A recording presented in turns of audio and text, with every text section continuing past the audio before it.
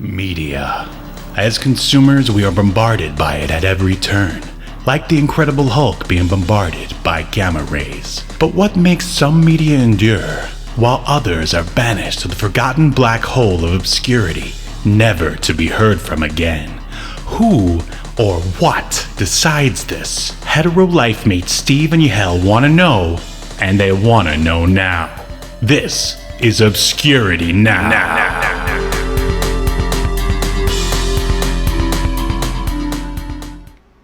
What's up, everybody, and welcome to another episode of Obscurity Now. My name is Steve, and with me is my co-host, Yahel. How are you doing, Steve? I'm doing great. I'm ready to gaze into the obscure abyss and see what gazes back. How about you? I am extremely excited about. I don't know. These were cartoons. They sure were. I'm hinting. I'm hearing that you might not have liked them in the tone of your voice. That's not what I'm saying. Steve, it's extremely rude of you to make assumptions. Pun intended. Sigma me perplexed. Wow, that was awful. I couldn't think of anything with Sigma either. I was trying to. I know. Before the show. Well, that was. Wait, isn't that like a frat or is it a sorority kind of sign thing? I mean, I'm sure some of them have it. It kind of reminds me of, and I'm sure it's not a coincidence, but SEAL Team 6. Oh, yeah. I'm sure. Yeah, that's what they were attempting to go what they were going for, especially when those Japanese guys were animating it. But we'll get to that. If this is your first time joining us, welcome. Once again, this is Obscurity Now, where we take a look at nearly forgotten media that is just covered in dust that no one's talked about in decades, and we dust it off and try to see if it's worth your time, if it should be remembered for a little bit longer or tossed into the black hole of obscurity, never to be heard from again. And if you're joining us live, welcome. And if for some reason you have to leave, you can come back on Monday when the video's available and the audio version is available. So, Yahel, are you ready to look at not one, but two G.I. Joe reboot cartoons? Yeah, I am. I was not expecting to be doing this at 40 years of age, but here we are. Well, I don't know. I was voted most likely to watch G.I. Joe Extreme and Sigma 6 at the age of 39 in high school. It was your high school had very specific predictions. They really did. So let's not waste any more time and go directly to our feature presentation. Welcome to your feature presentation. Lily's here. All right, welcome, Human Hyperbole. He was like the one guy in the chat who showed up for our Darkhawk pre-tape and got to see the page. So I was really happy that he was here. But yeah, so as we said, we're looking at two G.I. Joe reboots here. The first one is G.I. Joe Extreme, which is the first time the cartoon got rebooted. There was kind of I don't know, it gets a little weird here with the G.I. Joe reboots. I'm just going to go ahead and name off the list, and these are the cartoons here. As first we had G.I. Joe, A Real American Hero, which ran from 85 to 86. And then I guess for some reason they slacked off for a couple of years and did G.I. Joe, A Real American Hero Season 2, which ran from 90 to 92. And I mean, you can definitely tell a difference between those, even though they were still like a continuation of the same like characters or lines, if you will, but the animation is much different. And then we got G.I. Joe Extreme, which ran from 95 to 97. G.I. Joe Sigma 6, which ran from 2005 to 2007. G.I. Joe Resolute, that ran from 2009. Actually, it just ran 2009, just one season. And then G.I. Joe Renegade, which went from 2010 to 2015. And Yahel, I have to ask you, what is your history with G.I. Joe? I mean, as a kid in the 80s and like up through late 80s, I really liked G.I. Joe. I had a bunch of the little what were they, like 2.5-inch figures with the rubber bands in the middle of their body. Had tons of those toys and the vehicles and that kind of stuff. So I was into G.I. Joe, even though wasn't like into the army, so I don't know why. Right. Not that I have something against the army either per se, but no need to shoot me. Okay, well, I'm just going to jump in there. It got really awkward really fast. I'm right there with you, man. I think it doesn't really have to do with being like fascinated with, I believe, the military, but just action. I mean, action in the 80s and 90s, especially as you're going to see with these shows, was that was like the main theme. I mean, and action films were like all over the place. So, and all the characters were interesting, and you can pick your favorite ones and battle against Cobra or yourselves. Or you ever take them into the bathtub with you? No, Steve. That's You weird. Didn't? You never, no. You never sent your Joes on an underwater adventure? I'm pretty sure. I'm pretty sure my mother did not allow me to have toys in the bathtub. Really? Wow, I had no idea you had such a strict upbringing. Especially. Yeah, bath time was serious business. And so obviously when you got older, you grew your hair long just to show your mom what was up, who's boss. Yeah. Yeah, sometimes I'll send her pictures of me playing with my G.I. Joes in the tub now. And I'll just caption it, I'm a man now, mother. Wow, this is turning out to be a really fascinating episode. This is very cathartic. Right. Well, yeah, so I had, quite a few Joes, I'd say, definitely in the 80s. Well, I remember I inherited remember when like older kids would just give their toys to younger kids, like because nobody cared back in the 80s? Did that ever happen to you? Yeah, sometimes. It never happened to me, but I saw it happen to others. As I watched. Because of your stripped upbringing, your mom wouldn't allow you to play with, hand-me-downs. If you're an older kid and you're trying to give away your toy to somebody that'll use it, you're going to give it to the kid that'll use it in the bathtub, not the kid that's got me. I'm locked to dry land. Well, that's odd. I could have sworn Puerto Rico was an island, but I don't know what to tell you, Steve. Not in my mother's world. Wow. We're getting in some Norman Bates territory here, but anyway, I loved G.I. Joe, obviously, as a kid, and then I'll definitely say in high school, I kind of went through early Joe nostalgia, and I got into the comics because they were always in the dollar bins back then because no one cared about all these these IPs and stuff in the middle of the 90s. So who's gonna care about G.I. Joe? So it's in the dollar bin. So I'll care, and I started collecting them. And the comics are so much better than the cartoon. I mean, the cartoon is, when you're 6 or 8, it's great. But then when you get older, you look at it, and it's like I see lasers flying everywhere, but nobody ever gets shot. No one ever gets hurt. It's typical sort of 80s action stuff. But in the comic, there's a lot more characterization. People actually die. Did you know that Cobra Commander had a son? No, I didn't even know he was having sex. In the bathtub, Yahel. In the bathtub. Oh, that's why you... Okay. But anyway, yeah, okay. So we've established that we're both, at least we were both Joe fans in the 80s. And I actually have a couple of the new G.I. Joe figures that Hasbro has released. I don't know if you've seen them. They're called, what are they called? While you're looking for that up, Human Hyperbole said that he was always trying to figure out what Cobra's core grievance was, like venomous reptile representation, as in there not being any.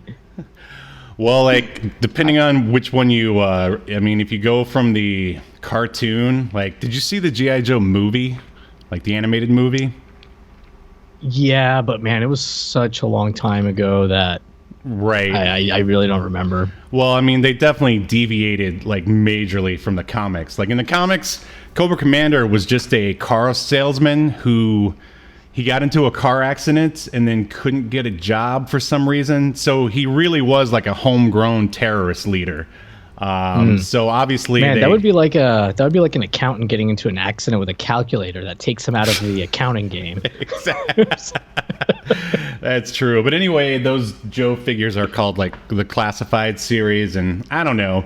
They were cool for a while, but I'm kind of already over them. But yeah. So to G.I. Joe Extreme, I remember when seeing this like on a commercial in the 90s, and I was like, huh, that looks weird. I'm like, is Snake Eyes at least in it? And then I looked further into it and saw that there was a guy who kind of looked like him, but it wasn't him. So I was like, count me out. Like, what? Did you hear anything about G.I. Joe Extreme back in 95 to 97? I had never even I hadn't heard of this show or the Sigma 6 show. I'm sure I might have. I suspect that I probably saw it, but this looks G.I. Joe Extreme looks a lot like a lot of 90s action cartoons. Like it looks like they're kind of going for that X-Men style, of art. Oh, I agree. I mean, I would say these G.I. Joe look like they were designed by Rob Liefeld. That's it, dude. Exactly what I was thinking. Like, there's pouches, there's big shoulder pads that don't make any sense. Like, what are they connected to? They're just kind of there on them. By the way, you might appreciate this, but Human Hyperbole said that Cobra Commander is like the sad sack salesman from The Simpsons found ISIS. Thank you for the Simpsons reference. Very nice, very nice. But let's take a look at the toy line of G.I. Joe Extreme. Or by take a look, I'm going to read something about it. And it says, G.I. Joe Extreme is a line of military-themed toys. They should probably say was a line of military-themed toys. That was sold in retail from 95-97. The toys were produced by Kenner following their acquisition by former competitor Hasbro, and was intended to succeed the G.I. Joe Real American Hero line. So there you go. For a while there, G.I. Joe was made by Kenner. That's so weird. And it was supported by a syndicated animated series that ran for 2 seasons and a series of comics. The line features a storyline quite similar to the Real American Hero line. In a near future continuity, a new G.I. Joe team fights to stop a rising terrorist organization called SCAR. And do you know what the With a K. Yeah, do you know what that acronym stands for? No. It's short for Soldiers of Chaos, Anarchy, and Ruin. Yeah. Ruin? Oh my god. And their leader, a mysterious, shrewd, and incredibly powerful military leader, only known as Iron Claw, again with a K. Now, I have to ask you, Yahel, do you think Iron Claw is related to Dr. Claw in any way? I was wondering that too. Like, I was like, that's the first thing that I thought of was Claw from Inspector Gadget. Yeah. Man, what? I wouldn't say he's shrewd. I thought it was funny, and we're already getting ahead of ourselves. Like, when we're first introduced to him, and I don't know, one of his underlings is trying to say something to him, and he just slaps him right in the face, like, for no reason. Yeah. Actually, there's quite a bit of comedy in this show. But yeah. Let's dive right into the synopsis, which is pretty much basically what I just read. In the year 2006, a new G.I. Joe team is created to face SCAR and other power-hungry factions in an increasingly unstable, war-torn war. Who writes this crap? I need to start rewriting this stuff. But wow. So, did you want to read some of the IMDb? Sure. One thing about this show is it's like, I don't know, maybe I missed it. They're not working for the U.S. government, right? They're not working for like the U.S. military. Well, I think it's supposed to be like a sort of off the books Black Ops organization. Because I remember at the very beginning that guy, codename Clancy, he just sort of showed up. Is that a Tom Clancy reference? I mean, I always think of Clancy Brown when I hear the word or the name Clancy. The Kurgan from Highlander, but Highlander connection someday. But yeah, I was like, wow, that guy didn't get a cool name at all. Everyone else, like, there's guys in here, Sergeant Savage, Wreckage, like somebody, Lieutenant Stone. Yeah, they've got some great, just like, stereotypical action names. Yeah, like I was really confused by their tech guy, Metalhead, but he talks like a surfer stoner. I mean, you mean Garth Algar or Pauly Shore? I mean, because he was basically a composition of those two characters. Like, I mean, he's basically just typical stony, like, 90s guy, basically. I'm sure he listens to Soundgarden, I bet. No, he's definitely more of a Motley Crue, Poison. Looking back, guy, all right, Rat. I got you. Sure, Warrant. The cast. Well, there's a big long cast, and you've never heard of any of them. Yeah, just do the main Joes and like the bad guys. Well, almost everybody is listed as additional voices, but Campbell Lane, don't know him. He did Clancy. Tong Lung did Kang Chi, aka Black Dragon, who I do not understand what his accent was. I know what his accent was supposed to be. It did not sound like what it was supposed to be. And didn't he look? He looked like a white guy through the mask. Didn't he have blonde hair? Yeah, that was so weird. Yeah, he looked like he might be German or Norwegian. Like European or something. But so because when I first heard the accent, I'm like, oh, there's an accent. It's a white guy with blonde hair and blue eyes. So I guess this is some European accent. But then you hear it like, wait, is this supposed to be an Asian accent? And it was so weird when he first shows up. You're like, ooh, badass silent ninja. And they're like, oh, Black Dragon, he's such a joker. And then he starts talking and I guess attempting to be funny. And they're like, oh, so it's Snake Eyes, but it's not. It's like they did the inverse of what they did to Daredevil in the Wolverine Origins movie. Daredevil? You mean Deadpool? I mean Deadpool. Sorry. Yeah, no problem. Blue Monkuma played Omar K. Freight Diesel. Colin Murdoch played Rampage. Harpoon was done by Francisco Trujillo. Red was Dale Wilson, although I don't think he was in that episode. Lieutenant Stone was played by Gary Chalk. Wait, wasn't Gary Chalk in like a previous episode? Because I remember making fun of his name. So. I said they could have gone with Mark Marker instead. Remember that terrible joke? I think he was in the. He did one of the maybe like when we did Biker Mice from Mars and those other couple cartoons. No, I think it was from last episode actually. But whatever, I'll search the archives to get there. Doesn't matter. Yeah. The only person of interest to me was Roger Cross. He was in Dark Matter for I don't know if did you ever watch Dark Matter? It only ran for a couple seasons. It was like a space show. Shocking, I know. But anyways, he was in that. He was pretty good in that. He's got like a very recognizable voice. He was also in an episode of Star Trek Enterprise. Steve, he played Tret, an alien who just wanted to keep another alien planet quarantined. Is it time? It's time, because this is the only reference. Oh no! We've just entered another Star Trek connection. Nice. I knew you could do it. I was very worried looking over this cast, to be honest, because there's a lot of them, and I don't recognize any. But a lot of them have done a lot of voiceover work in cartoons. Right. Some of them have done anime. But back to the voice of Harpoon, Francisco Trujillo. That's the new bass player for Metallica and former bass player of Suicidal Suicidal tendencies, right? Right? That's him, right? It's because they have the same last name. Yeah.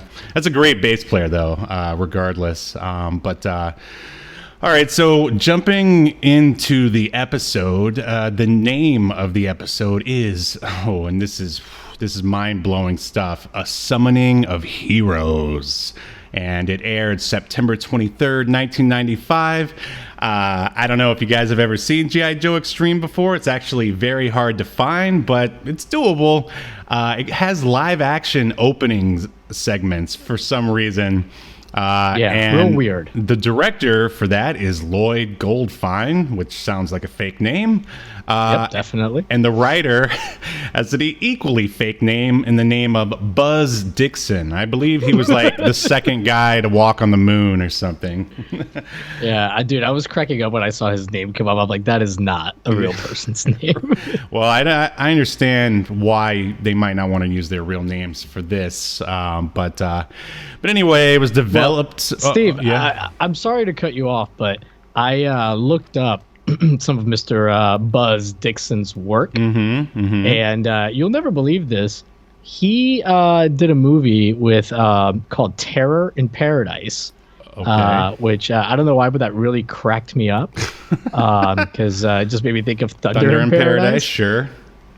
But Matt Oppenheimer was also one of the writers, and isn't that the voice of Skeletor? Oh my God, what's that's Alan Oppenheimer. Oh, okay. Yeah. Close though. They're brothers. They're brothers. Oh, okay, I see. Yeah. But yeah, anyways, he's got like another movie, like 2 or 3 other movies with like terror in the title. So that's just like what he does. Wow, that's funny. Yeah, it's very, very weird. But yeah, he's got like a bunch of writing credits. But what I really wanted to point out is that he's a writer from the original G.I. Joe series from the 80s. Oh. He did 11 episodes. Well, how about that? I can't believe this ran for 2 seasons. And there were 26 episodes total, I think. Wow. We don't really need to walk through this because there really isn't much story. I mean, basically all you need to know is that they're getting the band together. This guy, right. Clancy, as we mentioned before, he's like a off the books government type, just shows up to Sergeant Savage, and Sergeant Savage is with someone else. Do you remember who it was? I guess it doesn't really matter. Stone. Yeah, might as well be, right?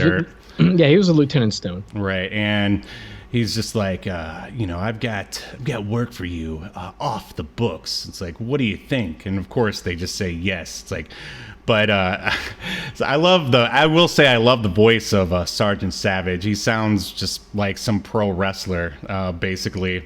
And he's like, but I get to pick my own team, basically. And so then they go to all the other Joes that are basically like the original G.I. Joes, but different. I mean, we already mentioned Harpoon, who might as well be Shipwreck, right? But now we're in the 90s, so everyone looks like they were designed by not Todd McFarlane, but Rob Liefeld. You wish they were designed by Todd McFarlane. I wish they were designed by Todd. And then of course Metalhead, who's up on the screen right now. And then in classic like 90s team fashion, there's always one woman. I called her Not Scarlet. I can't. Right. What was her real name? I don't even remember. Steel Raven. That's what it was. Steel Raven, which is a pretty awesome name, I'll say. That's the name you want if you have to have like a call sign on this. We're good, buddy. This is Steel Raven. What's your 20? One of those kind of things. But so then it basically just kicks into like crazy action. Dr. Claw, or not Dr. Claw, but Claw with a K. Basically, he and the rest of... They're not even called Cobra, right? They're called... No, they're just Scar. Scar, that's right. They've kidnapped these scientists and are threatening their family, which is like... I'm like, good for you. Like, that's like a real threat. Like, you never hear anything like in any Marvel movies and stuff. Like the villain, there's never any threatening stuff like that. Like, yeah, he kidnaps these scientists' families, and he places them, like, the families, in 3 separate locations in different parts of the world, and basically is saying, hey, I'm going to kill you guys, kill your family or hurt your family, you know, if you don't build this super weapon for me. Right. So of course they do, or they try to, but the Joes intervene, and there's a lot of action. What did you think about, like, the opening and the logo? Well, you mean like the theme song? Yes, that's what I mean. Yeah. Oh my God. I mean, if you're gonna name a show G.I. Joe Extreme, it's the perfect song for it. But, you know, it's just, like, awful. Like, it sounds like Rob Liefeld wrote the song or something, you know? Like, there's just yelling for no reason, you know, lots of noise. Yeah, it's reminded me of kind of like the Ultra Force theme, but I still think the Ultra Force theme is a bit better. Yeah, and I also find the G.I. Joe Extreme logo pretty forgettable, especially compared to the original G.I. Joe logo and, like, you know, the original G.I. Joe theme. Like, you could, you know, hum that tune like forever. But I barely even remember the theme song to G.I. Joe Extreme. Yeah, the thing I remember the most is, like, you know, him yelling. Yeah, there's Extreme a lot of yelling every once in a while. Yeah. And wasn't there, like, a line that said something like, I think I might be thinking of Sigma 6, where there was a line that said to be the hero or something. Yeah, I think that's Sigma 6. Yeah, I think that's Sigma 6. The Sigma 6 song is definitely more memorable. Yeah, we'll get there, buddy. We'll get there. Yeah, we'll get there. We'll get there. Just, but yeah, the opening wasn't crazy about the song. I'm not crazy about the logo either. I thought it was really so stupid at the end when the sergeant, whatever his name is, Rampage, he shoots the G.I. Joe logo. I don't know. I laughed. At that point, I don't know. I was like, this kind of works. It was so stupid, but I mean, it's called G.I. Joe Extreme, right? I like, the only thing better would have been if he had, like, then immediately, like, cut to a shot of him injecting himself with Tren. Oh, everyone is so roided up. And of course, Steel Raven is, like, so spunky. But hey, at least there's a strong female presence in there. That's what, you know, every movie has to have nowadays, that everyone said didn't exist until, like, 2 years ago. Honestly, I don't feel like she was written too badly. Like, she wasn't very annoying. Which is often the case. What happens anytime any show puts in a token character, you know, for whether it be, you know, for race or gender or whatever. Like, they kind of, writers tend to go overboard with, I don't know, stereotypes, which is so weird. And speaking of stereotypes, I mean, I don't know. It made me smile when the Jamaican guy showed up, because, like, that was so trendy back then. He's either Jamaican or they weren't really clear, but you know who I'm talking about, right? There's a he had, like, a Jamaican-ish accent, right? And but it's like, of course there's one of those guys, because that was, like, a trendy thing in the 90s for some reason, because of Cool Runnings, the movie. And for some reason I remember they were in Predator 2 also. But yeah, like, okay, so but he was actually a pretty fun character, to be fair, and at least it didn't have him, like, because when he showed up, I'm like, oh great, this guy's gonna be, like, making a bunch of, like, Jamaican, you know, references and stuff that isn't gonna fit or whatever. But he was actually one of the few things that I thought was interesting about it, because when he pops in, the regular Joe's Sergeant whatever, Rampage, is like, hey, this guy can't be trusted, right? Of the Jamaican guy. So I'm like, oh, that'd be cool that they're gonna have somebody on their team that they kind of plays both sides sometimes or whatever, you know. Yeah, that'd be different. I mean, I think they actually did a decent job with the characterization, and I mean, they, you know, like, they didn't have, like, an entire roster, like, I guess the original, or they didn't want to go with an entire roster like G.I. Joe had. They wanted to have more, I guess, as you said, like an X-Men team, you know, like 6 guys. And and one girl, and everyone's got their own sort of thing. I remember there's another scene where a guy, I think it's Ballistic, he jumps out of a plane and like shoots his way down to the battlefield and then shoots everyone. Yeah, he uses I guess the idea is he's using the force from the lasers that are shooting out of his guns to like descent slowly from the plane. I was so on board when that happened. Like, it was so stupid that it's such a Fast and the Furious kind of a thing. Well, I was gonna say, and I mean, I have this in my notes, but I feel like this almost reached Biker Mice from Mars level of sort of self-awareness and parody, almost. Like, maybe not. Okay, maybe if Biker Mice from Mars is here, maybe it's like here. I felt like. I don't know. I feel like I don't think they were doing it on purpose. No, but I feel like this is it's very typical of 90s action cartoons. It's obviously a time capsule for sure, but I think what it does well enough. I mean, it's no Batman the Animated Series that's going to transcend time, but if you wanted to go back and get a jolt of extreme, like 90s cartoon, then I think G.I. Joe Extreme isn't that bad. I think my biggest problem with the cartoon is the action is hard to follow. Yeah, once they start Michael Bay style. Dude, it was impossible for me to tell how one scene affected the other. Like, there'd be some vehicle doing something, and then the next scene somebody has landed out of it or something. You don't know how. I don't know. I thought the action was extremely difficult to follow. I did think it was really funny though how the scientists immediately figure out that they have a meeting, and the scientists say, "Hey, once we build this machine for this guy to take over the world, he's just gonna kill our families anyways." Right? Yeah. So we have to destroy the machine and ourselves. But basically, they decide to do it when Iron Claw is around, so that they can kill him too. So I was like, wow, these are the smartest fucking guys in the entire. Well, I mean, they are the scientists, right? Sure. But so I thought that was pretty funny that that they did that and they addressed it.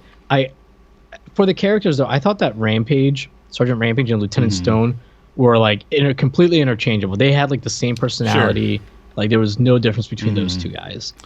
Right. There's a funny line here that I have written down from it was when I keep wanting to call him Dr. Claw. Iron Claw appears on a screen to the scientist, and he goes, "Work harder and faster, or your families will suffer." I don't know. For one, it's just classic villain stuff that kind of made me laugh. And I will say that the voice for Iron Claw, kind of disappointing when you hold it up to Cobra Commander, which is a classic voice that you'll never forget, basically. But anyway, is there any final thoughts for G.I. Joe Extreme? I thought it was a weird combination of bland and over the top. I don't know. I the characters. They did, like you said, they did a good job of characterizing them, and you knew who was who and what they were about. But a lot of them were very stereotypical, like Stone and Rampage. The surfer metalhead guy. Oh my God! What about the metalhead guy? He's got a weapon to blow open that door. He shoots the door, and what does the weapon do? It plays he taps gun. it like this. It's a guitar gun. Yeah. Yeah, the guitar, and it starts playing like a guitar solo, whatever. It wasn't like music. It was literally sound coming from the gun. That was so bad that I laughed. I mean, this is a case of it's so bad and nostalgic that I actually found it entertaining. And I was prepared to hate this. I thought it was going to go down the same hole as the New Adventures of He-Man, but well, I mean, I don't want to render my verdict just yet. Let's let's talk about Sigma 6, and then we will decide what. Okay. I do want to say just one Sure. last thing about G.I. Joe Extreme. I think that G.I. Joe Extreme, by being named G.I. Joe, like, I think that hurts it more than anything, because now you have these expectations, and because it's so removed from the original show, like you come in with these expectations and they're not going to meet them, because it's just a completely You're different absolutely show. right. I have that written in my notes as well. It should have been called something else. Hey, and that is why past Steve did not watch this show when it came on, because, I wanted to see Snake Eyes and Storm Shadow, and they weren't in it, even though they had their own sort of weird versions, or at least a weird version of Snake Eyes, but no Storm Shadow. No, you're absolutely right. Absolutely right. So, moving on to Sigma 6, which premiered in, this episode at least, premiered August 27th, 2005. And the name of the episode is First Strike. You mentioned already that you had no idea that Sigma 6 existed. Is that correct? That is correct. And this was weird. On the IMDb, there's very little information about this show. But then I went to the wiki, and it had, I guess they didn't want to talk about the Japanese guys who obviously made this. But on the wiki, it's here. Anyway, here's the synopsis. Cobra hits the G.I. Joe team on two fronts, the North Pole and in the Amazon. The Joes fight off hordes of new-style BATs and deploy some new hardware of their own. This sounds like a porn parody synopsis, of G.I. Joe Sigma 6. I mean, there would probably be more story in the porn parody, but this is directed by Kobun Shizuno, produced by Norman J. Grossfeld. He's the white guy who told what these Japanese guys to do. Written by Masaki Wachi and John Tucci. Wow, this was they teamed up. I like that. Music by Russell Velazquez. Is that do you know him? That's your uncle? Your Tito? Yes, that's my Tito. I'm so canceled. That's my sweet dear Tito. I hope he sends you a nice big check for your birthday. Anyway. Yeah, we played dominoes together. Never knew you played dominoes? All right. It's a big thing in Puerto Rico, actually. Studio is something called Gonzo, and then 4Kids Production, I guess. So this was a joint, looks like North American, Japanese team up. And did you want to read some of these voice actors, Yahel? Well, I do have in my notes. There's a lot of them, like the other one, and a lot of these voice actors. I'm just getting my notes from my phone here. They've done a ton of anime, like English stuff for the anime. And there was a guy on here that I want to get his name, because he does the voice of Goku. Sean Shamel? Roger. Yes, Sean Shamel. I've met him. Not that it means anything, but I have. Oh, is that why we're covering this, Steve? Did he make you do this? I don't think he needs any more money. I think he's doing just fine. Or exposure. Yeah, I know. He's done a ton of stuff. I do, but yeah, it's mostly just a bunch of people that have done tons. I mean, some of these people have hundreds of credits in their IMDb. Yeah, I wasn't even I knew that this thing was, I guess, anime-ish. I didn't realize it was this anime. I mean, this is full-blown anime. And again, I don't know. I think I remember seeing the commercial for this, probably back when I was watching Adult Swim or something on Cartoon Network, and being I mean, it's looks shiny, but it just doesn't feel like G.I. Joe. Just the style, at least. To me, I actually thought that this was more like the classic G.I. Joe than the extreme one. Absolutely. and don't get me wrong, I'm not saying it's super similar to it, but it felt to me more like it. I think because like the G.I. Joe Extreme is more like it's like a ragtag group kind of a thing, like a motley crew, and this is like obviously like a military organization. They're all pretty respectful of the chain of command and this and that. Right. Yeah. This is definitely a step back in the right direction as far as the G.I. Joe that we knew from the 80s. The only thing was they forgot to like write a story or have any characterization. Like this episode is basically all action.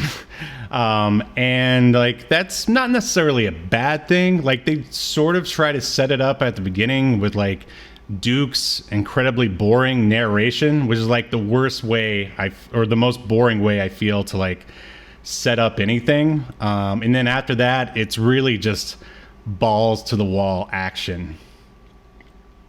Yeah, I agree. I think the only two that really got decent characterization was Deathstroke and the Baroness. Baroness. I agree. Mm-hmm. Actually, Deathstroke was like really interesting. You know, he was like real chill and calm, and you know they were playing like chess.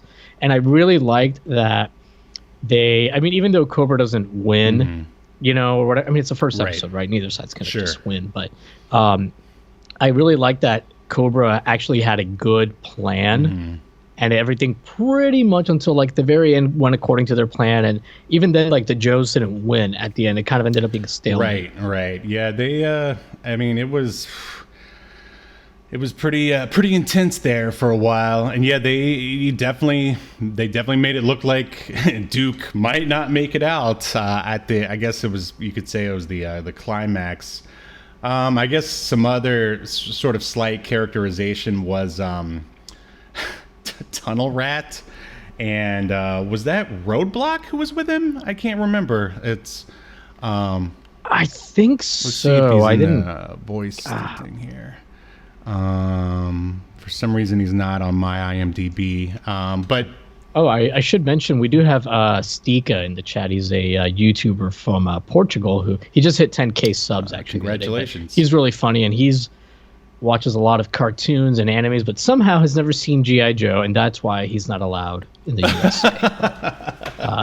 Yeah, I mean, my wife, she just got her citizenship like, I don't know, 6 months ago, and I made her watch copious. They made her watch G.I. Joe, right? They did. They absolutely did. Yeah. But none of the movies, thank God. Only the cartoon. Right. Yeah, so they sort of acted like generic anime characters, but I mean, it was still something. And I mean, I'll say one thing I definitely didn't like. There was too many robots. Like, it almost it went into Exo Squad territory when they got out the mechs and stuff. And to me, that just, I mean, maybe a little bit of that is okay, but you know, to me, G.I. Joe is Joe's fighting like, you know, Cobra, human cobras that human beings who they recruited into Cobra, and you know, who need to be deprogrammed or whatever. Yeah. Now, I will say that I think. By the way, Heavy Duty is the name of the guy that you thought was Roadblock. Okay. Yeah. I mean, I think like I was kind of torn on it too, that they were just mostly fighting robots, because and one of the problems though with G.I. Joe, and you kind of alluded to it earlier, is that like nobody ever dies or gets hurt in the 80s cartoon. At least with this being robots, the shots could actually hit them and they could be destroyed. Right. So that's one positive of it. But on the other hand, you're also still not seeing anybody get like seriously hurt or anything. So you're still not getting that either. Well, you know, that's Teenage Mutant Ninja Turtles solved that problem by making the Foot Clan robots. so yeah. I don't know. I like it makes sense to in one point, right? Because that like Cobra now isn't losing people left and right. But and by the way, what does Cobra do for money? How do they have so much money? Oh no, they remember the twins Tomax and Zaymot? They head like the Cobra Shell Corporation. I can't remember what it was called though, but you know, it's basically Google or, you know, any other Tesla. I mean, it just seems like they're going about this the wrong way. How dare you question Cobra? It seems like they could just... I mean, yeah, you're right, Yahel. Cobra's bad news. No. I mean, Cobra is like could just use money to take over the world. That's true. And, I think brute force is unnecessary for them at this point if they've got trillions of dollars. Yeah, they could just lobby the government to get whatever they want. Just like, well, I won't name any names, but yeah, that's a good point. But Istika said that the anime, like I said, he watches a lot of anime, says that it does not look good. I actually thought the animation, which there's a lot of CG, that CG animation with like the 2D shaders in it, especially for like the robot stuff and the vehicle stuff.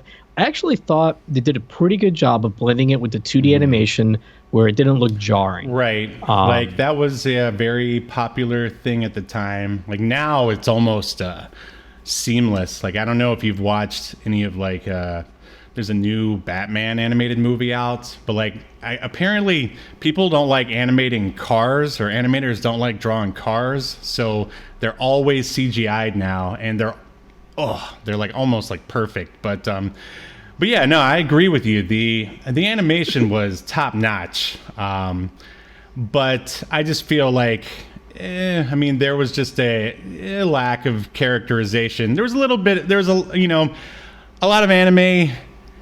Sometimes they don't really have the it's all action and no story sometimes.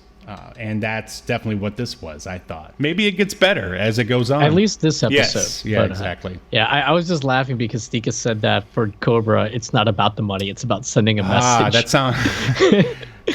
And I'm just thinking about like Cobra Commander and a board of directors are just imploring him, look, we don't have to spend $1 trillion on this. We can just lobby so-and-so from this government and from this government for a fraction of the price. And he's like, you don't get it. It's about sending a message. And they're like, Jesus, this fucking guy. We got to get rid of him and replace him with Serpentor. That'll be much better. Yeah. But I do think that the characterization is a little thinner for sure in Sigma 6, but I actually will take that over some of the generic characters from G.I. Joe Extreme. Like, and they do have a lot of the same characters, like if you think about it, archetypes, right? Like you've got Metalhead on G.I. Joe Extreme, he's the computer and tech guy. And then in Sigma 6, you had a guy, I can't remember what his name was, but they said he's the best at the high tech. He's the best at the cyberspacing. Oh man, I loved all for whatever reason, he had a Harry Potter invisibility cloak. Yeah, for no reason other than the fact that it looked cool. And I loved all of the techno babble that he like spouted, which I don't think a lot of it made any sense. But hey, it sounded cool, right? But yeah, you're right. I mean, it's the same old archetypes again. It's just basically switched back, more or less, to how it used to be. I mean, that was going to be my question to you is, out of these two shows, like, would you be willing to watch, like, more? Did either of these make you want to watch more? Sigma 6, kind of a little bit, just because I actually liked the animation, and I was really surprised by how well they blended it for 2006, the 2D and CG stuff. If it kept like going like this where it's all action though, I'd be out after a few episodes like that. I don't mind, like, it's a 22-minute cartoon, right? So I don't mind a lot of action to set things up at first or something. And the show definitely visually, I mean, it looks really nice for a mid 2000s cartoon that was on Western TV. I think they went a little overboard with the anime speed lines. Yeah, and then they kept doing that split screen over and over again. Like when they it was cool the first 2 times. That's how I felt. Yeah. But then like the 20th time. Right. Yeah. I did like you were talking about it when they do kind of like the climax where Duke is trying to jump out of Castle Grayskull. I mean, the Cobra Castle. And there's like a bomb that's going to go off or something. He has a certain amount of time that he can jump off and still live or something. And they have that live timer counting down on one side of the screen and everybody talking on the other side and cutting to him. And I thought that was cool because you don't often see that kind of stuff in a cartoon, so. Yeah. but too much. Right. Yeah. I mean, visually, there's really no complaints. They could have just punched up some stuff in the story and characterization, and I would have been able to, remember, like, it could have, they could have had maybe some quieter moments that would have made the action all that much more, meaningful.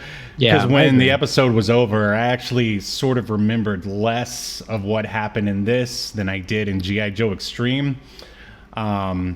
But I mean, what I remember most is just how awesome, like, the anime version of Snake Eyes looked when he was like taking out those robots. Yeah, and stuff. he looked cool. Yeah, and then he and Storm Shadow sort of tangled for a second there. They teased us with it, and that promise is almost enough to make me want to continue watching.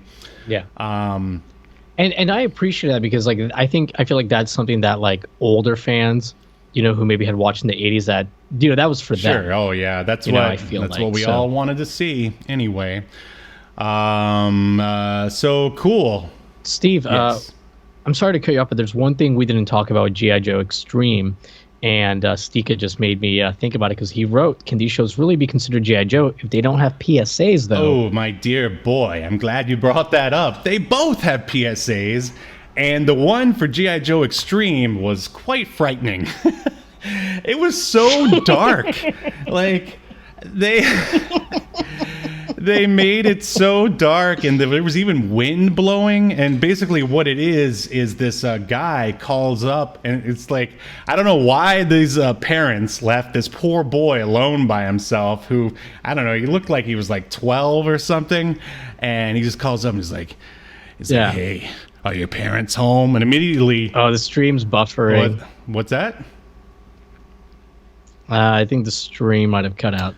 I don't know why. Everything looks okay on this end.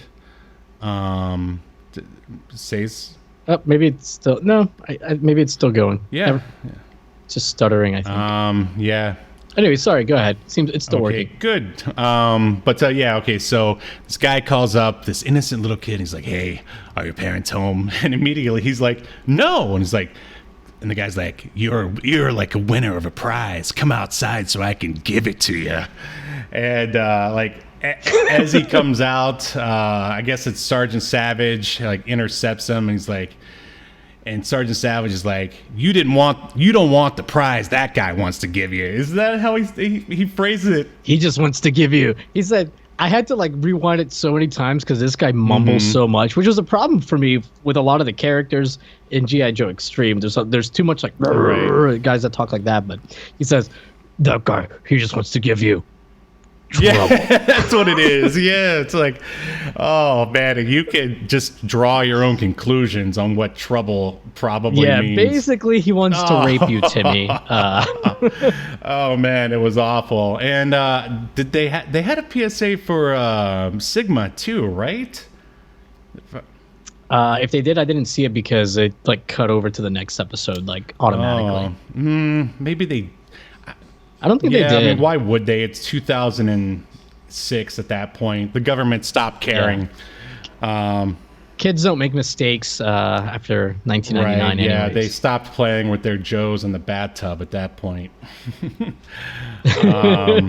But yeah, it's so weird. Like, so was the guy from the PSA in G.I. Joe Extreme just calling random houses and, like, hoping a kid answers and then asking if they're home alone? And, like what a weird way to spend your day. Like, listen, I'm not encouraging trying to, like, mess with kids or, like, attack them or kidnap them, whatever this guy was going to do. But come on, be smarter about it. I mean, just... Yeah, I mean, seems like the worst way to do it. I just don't understand why they had... I mean, they really wanted to scare you into not, listening to them. Just, they made it just so dark. Like, if you put the right... And Steve, the G.I. Joe guy that's walking by little Timmy's house or the little kid's house, he's in full Rob Liefeld G.I. Joe gear with, like, pads and guns and shit all over him. He can't walk around like that. Like, that's like, what's he doing in, like, a suburb walking around like that? Yeah, good question. Well, hey, you always have to be ready. Like, that's what they... you always have to be ready to go, I guess, in the G.I. Joe Extreme world. But... Wow. So is there anything else left to say about Sigma 6?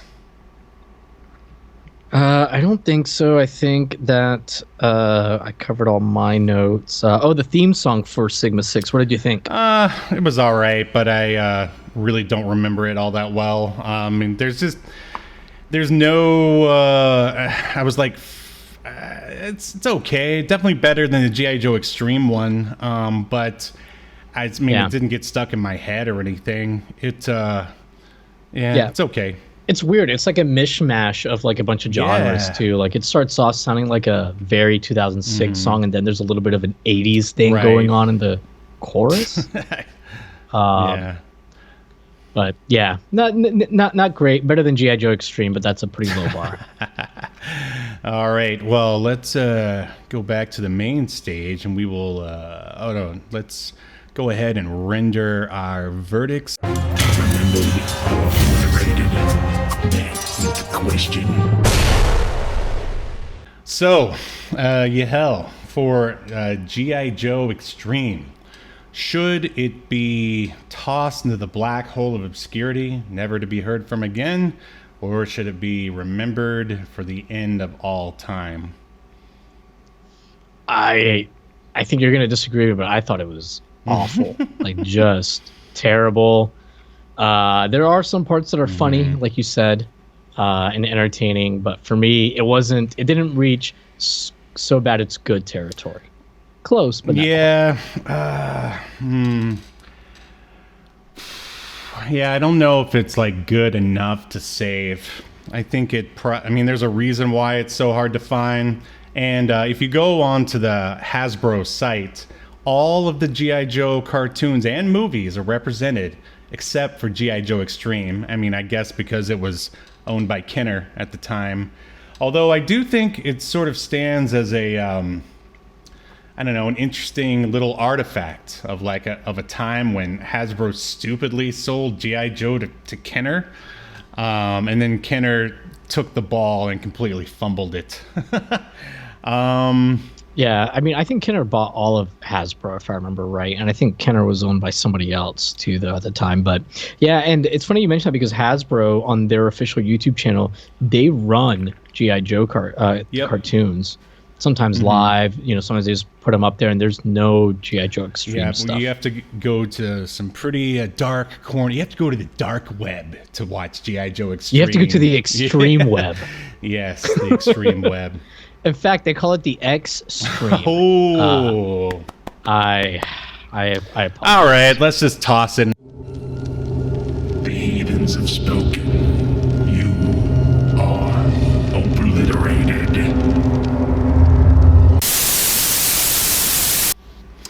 All right. Well, that was kind of a mess, but okay. In the case of G.I. Joe Sigma 6 versus the pit of ultimate obscurity, should it be tossed in or should it be continued to be remembered for future generations? Why don't you go first this time? All right, I'm going to say that the novelty of a G.I. Joe anime, it's worth it just to see G.I. Joe as an anime, basically. I mean, maybe the story gets better. I guess some more research would have to be done on my part, just watching a few more episodes. But it was pretty awesome. And, at least they had people's voices right. The original characters were there. You had a Destro and a Baroness and a Snake Eyes and a Duke and a lot of other ones. And, I mean, can't really ask for much more than that, except for maybe a little bit better story and script. I'm going to say save it. Yeah, I kind of feel the same way you do, that just for the novelty of seeing like G.I. Joe as an anime that still somehow straddles the line enough of the original so that it has a G.I. Joe feel to it, more so than Extreme. I think it's worth it. And one thing we didn't touch on is that in this first episode, G.I. Joe has already captured Cobra Commander. And it's one of the things like Duke says at the very beginning. And the next episode I saw is about Cobra breaking him out, basically, Oh. like trying to get him back. That's cool. Yeah, that's interesting. So it's like they sort of, you could assume they picked up like at the end of like G.I. Joe season 2, A Real American Hero, basically. I mean, where I guess you could. Yeah. So it's a. I gotcha. Yeah, and it seems like this show's a little more serialized. So I think it has like potential to be, very good or at least interesting. But like you said, I think it's a lot going to be dependent on if they actually slow down every once in a while to flesh out the characters and the story a little bit. All right. Well, here's a bumper to save this thing. In accordance to Obscurity Now, the most important streaming YouTube podcast in all of the internet, you shall be remembered. Yes. Good show. Good show.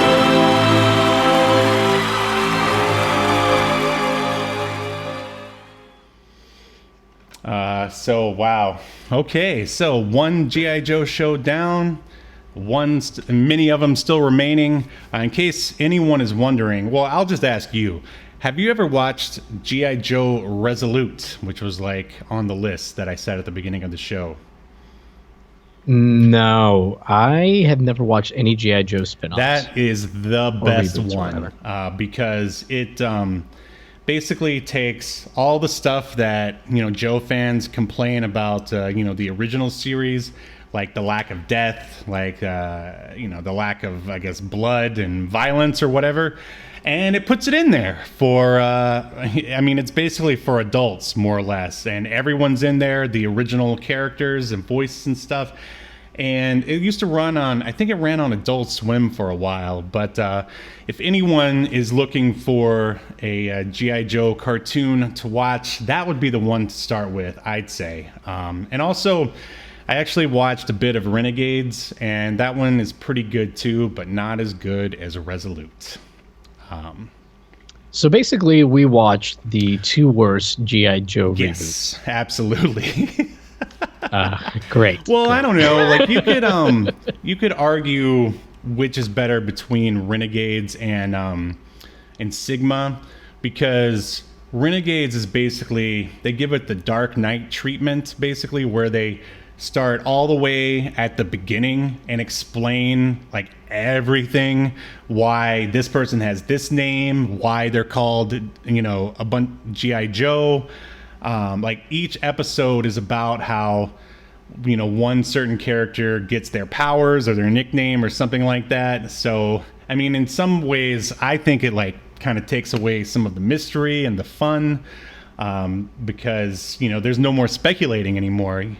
But it's still a decent show, and all of it's on Tubi except for G.I. Joe Extreme, and I think we show you why it's not on there today. Yeah, it seems like Hasbro has decided to banish G.I. Joe Extreme. They banished it before we could, but they're not allowed. No one's allowed to banish anything until we do it. So yes, now no one. Well, we need to let Hasbro know. Get Hasbro on the horn. I gotta let them know, Mr. Hasbro. So I believe that's gonna do it for this episode. Is there anything else the people need to know, Yahel? Just that knowing is half the battle. Oh, that's good. Extreme battle, that is. All right, so we will see you next week. Same obscure time, same obscure channel. Bye-bye. You've been enjoying Obscurity Now, a podcast that's recorded live to tape and streamed to Twitch and YouTube. Subscribe so you never miss an episode or hilarious quip. Take us with you by following the download links provided in the show notes to wherever you get podcasts. And take notice of our various social media links. If that's what you're into, I'm not here to judge. And make sure you join us live next week at 6 p.m. Eastern, 3 p.m. Pacific as we continue to discuss more obscure media only on Obscurity Now.